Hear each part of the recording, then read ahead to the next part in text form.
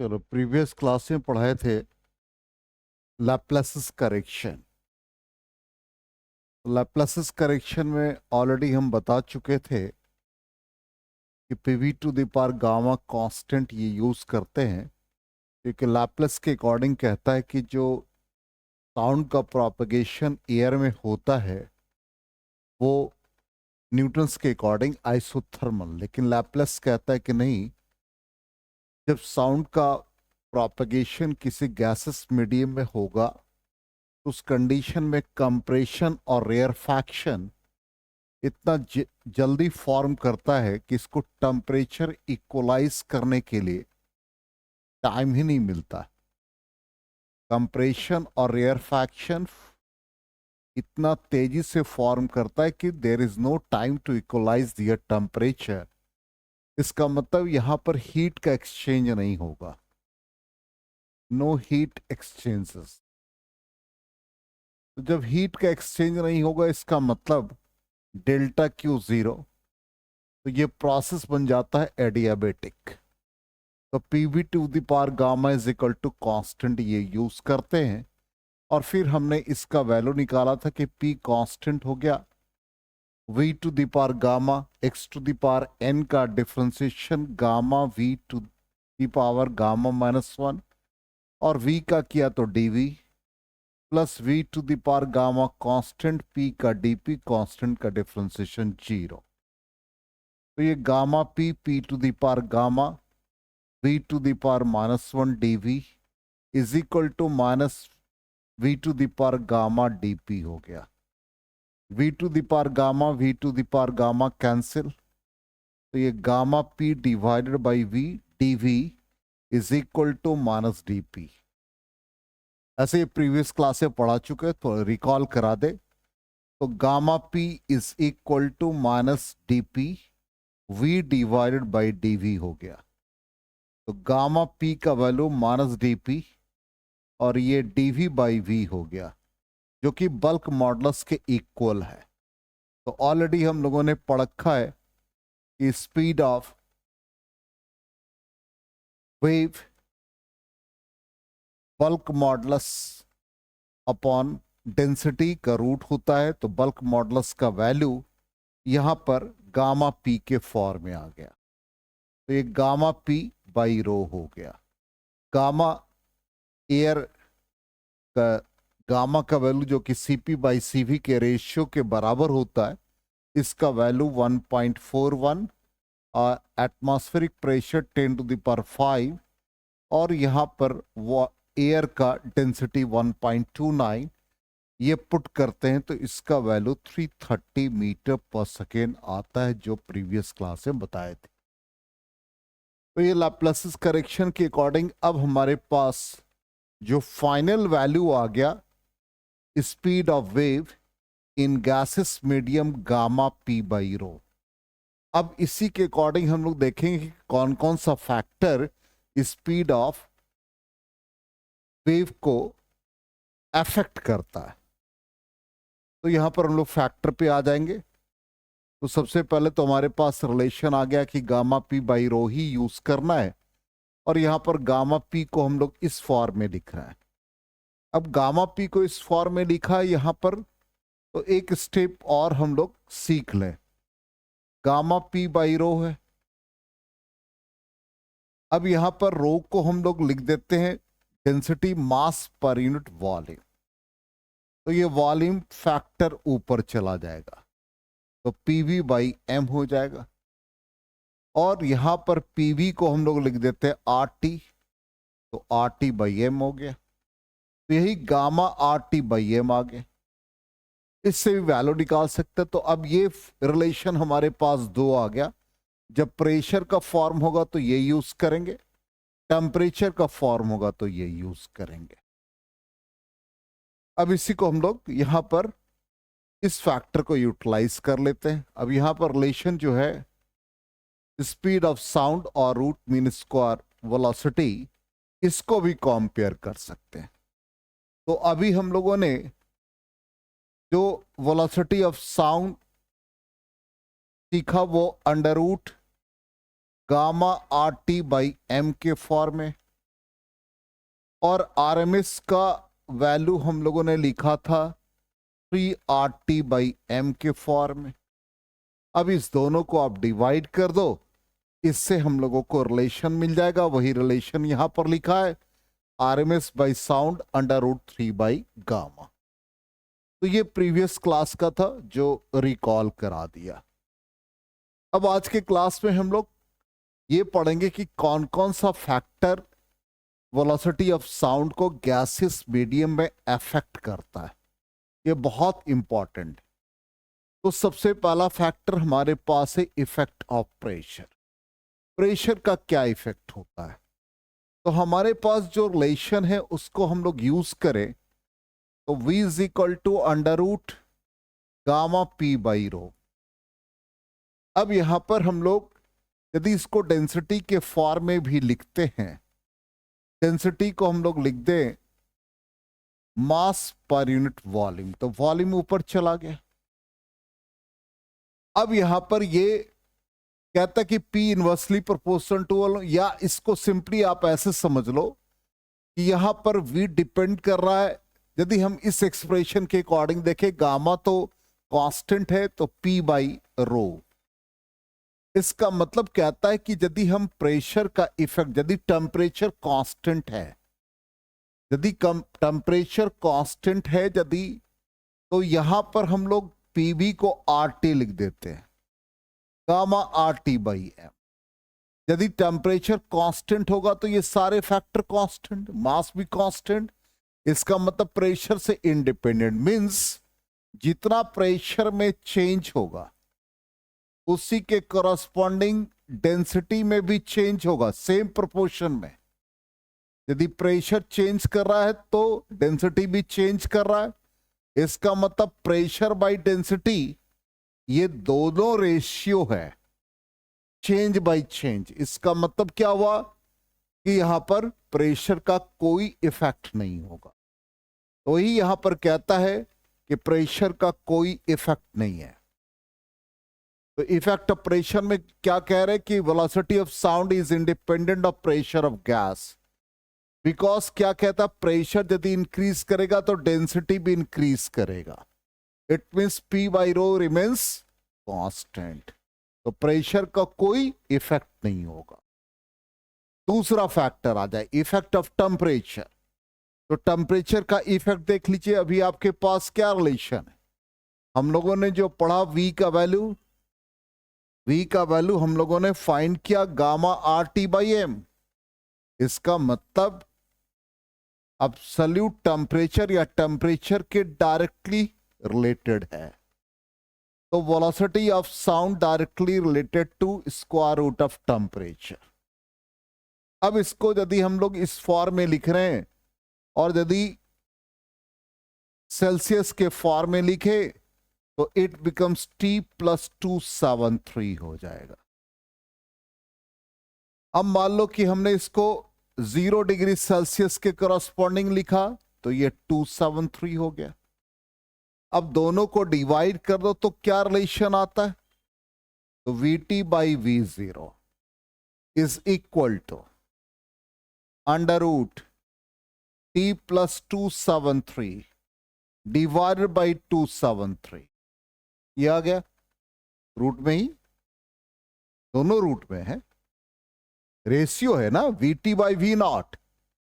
तो VT कितना आ गया? T+273। अब V0 कितना है? 273। अब इसको इससे डिवाइड कर दिया तो ये बन गया 1 + T/273। तो VT is equal to V0। अब इसका पावर कितना? हाफ हो जाएगा। तो 1 + T/273 होगा। इसका पावर कितना? हाफ हो गया। तो ये पावर हाफ हो गया। तो VT is equal to V0 1 + x⁴n 1 + nx। तो यहां पर यह आ जाएगा 1 + 1/2 T/273 होगा। अब यहां पर ये V0 से मल्टीप्लाई करोगे तो V0 का मतलब हो गया 330। तो इसको जब हम लोग सिंप्लीफाई करते हैं तो ये V not plus 0.61 into T आता है। मतलब ये हो गया V नॉट, ये बन गया V not by 2 into 273 into T. तो ये तो V नॉट लिख दिया, और इसको हम लोग सिंप्लीफाई करेंगे 330 divided by 2 into 273, it become 0.61। इसका मतलब हर 1 डिग्री सेल्सियस के लिए 0.61 metre per second speed of sound increase करेगा। क्लियर? तो इफेक्ट ऑफ टेम्परेचर ये हो गया, तो टेम्परेचर के डायरेक्टली रिलेटेड हो गया। ठीक है, आगे बढ़े।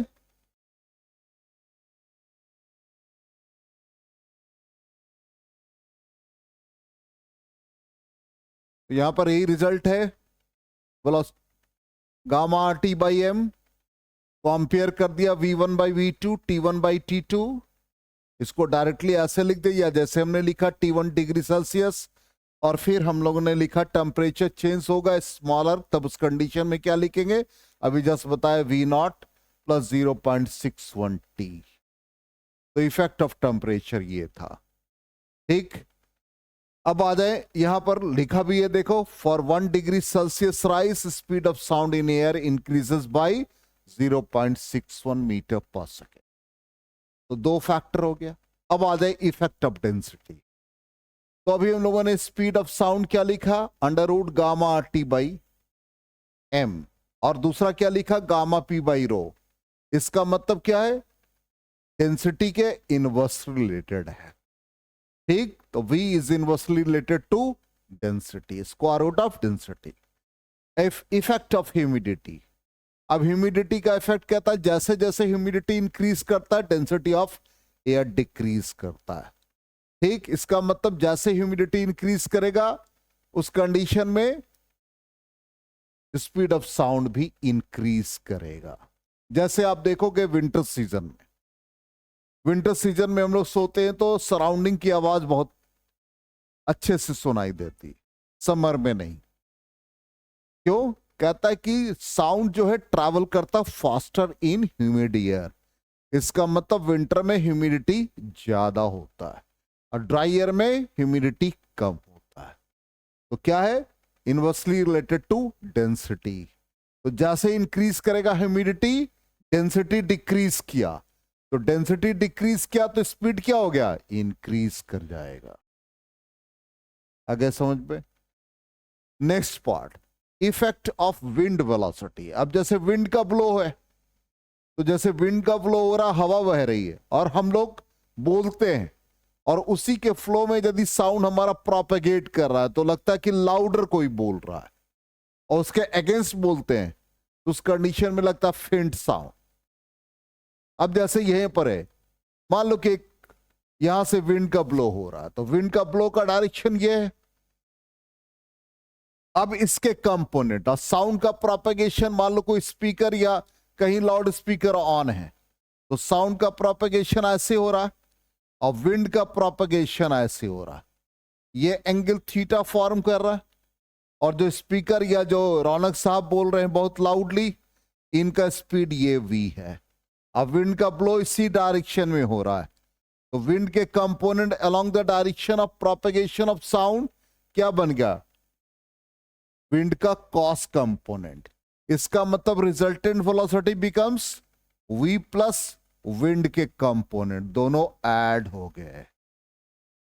इसलिए विंड के डायरेक्शन में जब हम बोलेंगे तो उस कंडीशन में क्या होगा, वेलोसिटी ऐड अप हो गया, तो रिजल्टेंट वेलोसिटी इंक्रीज कर जाएगा।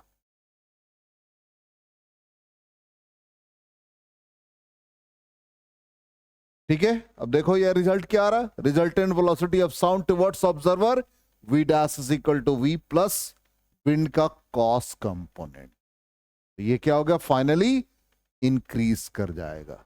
आगे समझ में आ तक। अब आ जाए क्वेश्चन। पहला क्वेश्चन कहता है the density of oxygen is 16 times that of hydrogen, what will be the ratio of their corresponding velocities of sound wave. अभी क्या पढ़ा? डेंसिटी के इनवर्सली रिलेटेड, ठीक। तो V is inversely related to square root of density. अब oxygen और hydrogen को compare कर लो। तो हाइड्रोजन के लिए रूट डेंसिटी किसका? हाइड्रोजन का। ये डेंसिटी किसका? ऑक्सीजन का। कितना वैल्यू दे रखा है density of oxygen? 16 times that of hydrogen. यदि हाइड्रोजन का डेंसिटी रो मान ले तो ये 16 times of rho. It means 1/16। 1/16 क्या दे दिया हम लोगों को? 4 दे दिया, 1/4। इसका मतलब क्या हो गया? रेशियो कितना आ जाएगा? What will the ratio of density? Oxygen ऊपर है तो 1:4। ए आंसर आना चाहिए। क्लियर?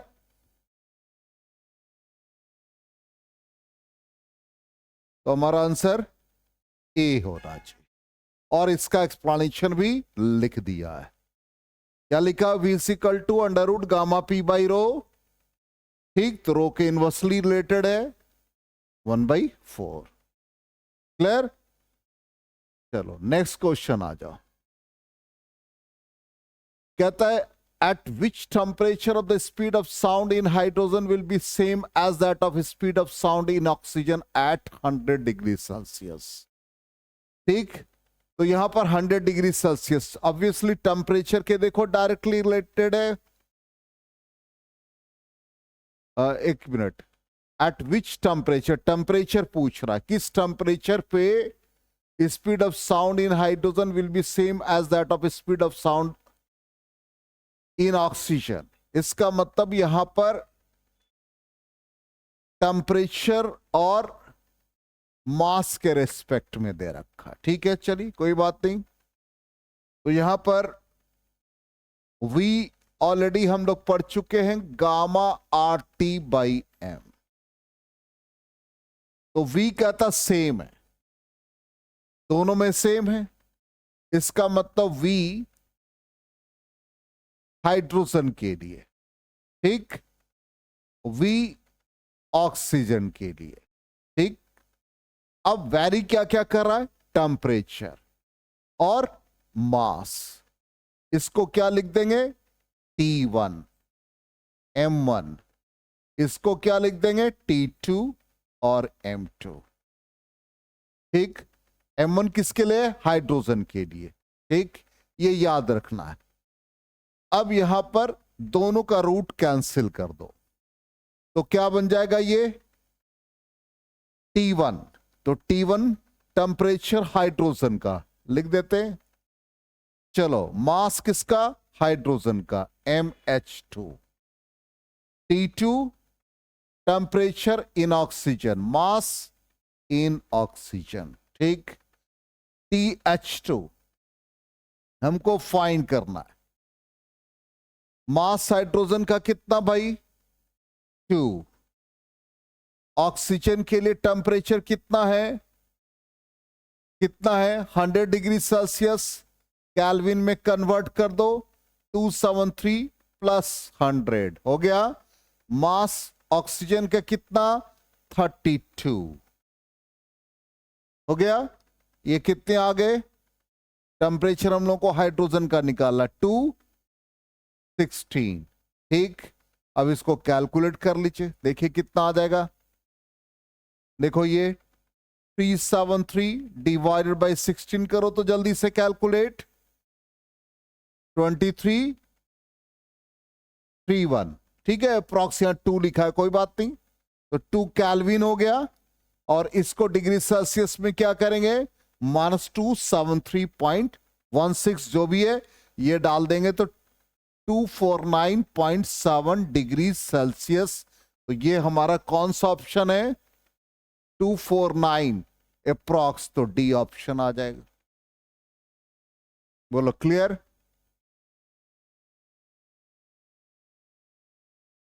चलिए अब आ जाए नेक्स्ट क्वेश्चन। कहता है two monatomic ideal gases 1 and 2 of molecular masses m1 and m2 respectively are enclosed in separate container kept at the same temperature. The ratio of speed of sound in gas 1 to that in gas 2 is given by, तो masses दे रखा है, ठीक, same temperature पे, तो यहां पर speed को हम लोग कंपेयर करना है।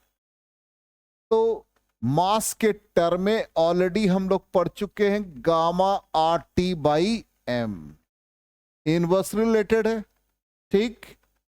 तो ये क्या हो गया, inverse related to root M. तो V1 बाई V2 क्या आ जाएगा, अंडर रूट, यहां पर क्या आ जाएगा भाई, M2 बाई M1। देखो सिंपल है। तो कौन सा ऑप्शन हो गया, देखो बी ऑप्शन हो जाएगा। चलो देख लेते हैं क्या ऑप्शन है, बी ऑप्शन है। आगे आंसर बोलो, क्लियर, एकदम इजी क्वेश्चन है, कहीं कोई ऐसा क्वेश्चन नहीं कि टेढ़ा क्वेश्चन है। चलिए नेक्स्ट आ जाए, the minimum distance of reflector surface from the source for listening the eco of sound. Echo sound जो प्रोड्यूस होता है रिफ्लेक्शन ऑफ साउंड पर बेस्ड है, ठीक। तो जैसे ये वेव या साउंड वेव किसी सरफेस पर स्ट्राइक किया और रिबाउंड हो गया, उसी को हम लोग रिफ्लेक्शन ऑफ साउंड कहते हैं, ठीक, सेम मीडियम में, ठीक। तो यहां पर क्या आ जाएगा, देख लीजिए ऑप्शन, सॉरी, हम लोगों को फाइंड करना डिस्टेंस। तो जहां से यदि मान लो यहां से एक साउंड वेव प्रोड्यूस हुआ और ये ऑब्स्टेकल है, यहां से गया और ये रिबाउंड हो गया, यदि जाने का डिस्टेंस डी है तो आने का भी डिस्टेंस डी, तो टोटल डिस्टेंस का वर्ड क्या हो गया, S is equal to speed of sound into time. तो कितना डिस्टेंस ट्रेवल किया, 2d is equal to v into T. और क्या पूछा हमसे, मिनिमम डिस्टेंस, तो d का वैल्यू पूछा है, तो d is equal to v into T by 2। कितना है v का वैल्यू, स्टैंडर्ड 330 ले लेते हैं, या 332 जो भी है, तो 332 ही ले लो। और टाइम पीरियड कितना लग रहा है इसको, time period echo of sound, the minimum distance of reflector surface from the source for listening the echo of sound is, अच्छा, persistence of air 1/10 सेकेंड होता है, ये याद रखिएगा। तो 1/10/2 कितना आ गया, 16.5 मीटर, ये याद रखना पड़ेगा, टाइम 1/10 सेकेंड का होता है। तो कितना आ गया, 16.5 मीटर, तो डी ऑप्शन हो जाएगा। चलो नेक्स्ट क्वेश्चन, कहता when the temperature of an ideal gas is increased by 600 Kelvin, the velocity of sound in the gas becomes √3 times the initial velocity in it, then initial temperature of the gas। चलो बनाओ, तो temperature ideal gas का कहता है 600 kelvin increase कर गया,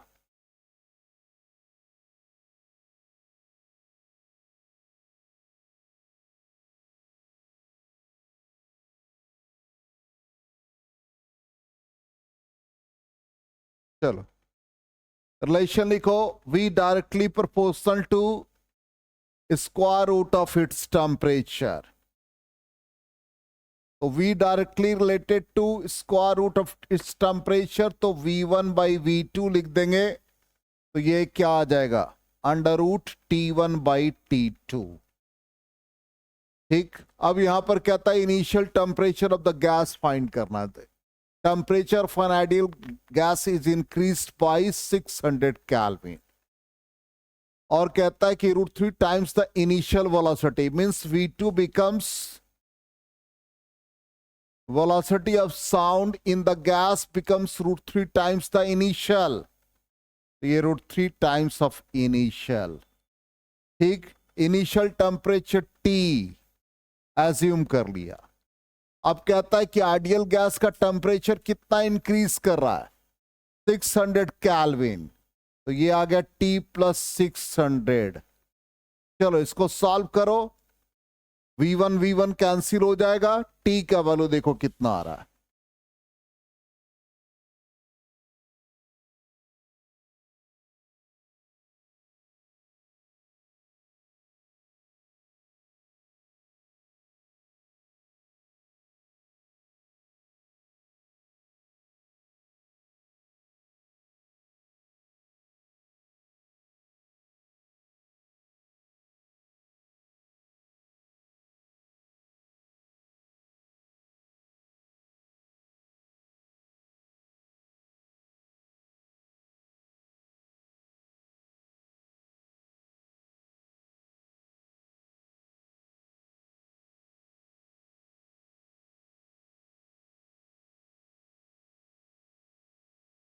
T का value निकालना, बहुत सिंपल क्वेश्चन है।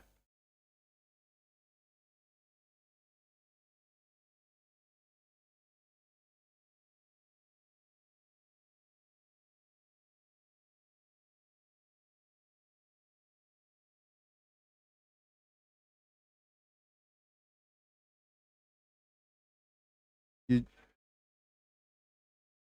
27 डिग्री सेल्सियस। ऑब्वियसली टी को सिंप्लीफाई किया तो ये आ गया 1/√3 और ये आ गया T/T+600। रूट कैंसिल कर दो दोनों तरफ, तो ये 1/3 इज इक्वल टू T/T+600। तो ये T+600 is equal to 3T, means 2T is equal to 600। T becomes 300 kelvin, और इसको हम लोग T इज इक्वल टू, ये कैल्विन में है तो 300 माइनस 273 कर देंगे तो ये 27 डिग्री सेल्सियस हो। क्लियर? और सिंपल क्वेश्चन था, तो ये 5 क्वेश्चन करा दिया प्रैक्टिस। ठीक है, तो आज तो बहुत लोग एब्सेंट भी हैं, तो नेक्स्ट क्लास में हम लोग वेव फंक्शन वगैरह पढ़ेंगे। बहुत इंपॉर्टेंट पार्ट है वेव फंक्शन। ठीक है, आज की क्लास में यहीं तक।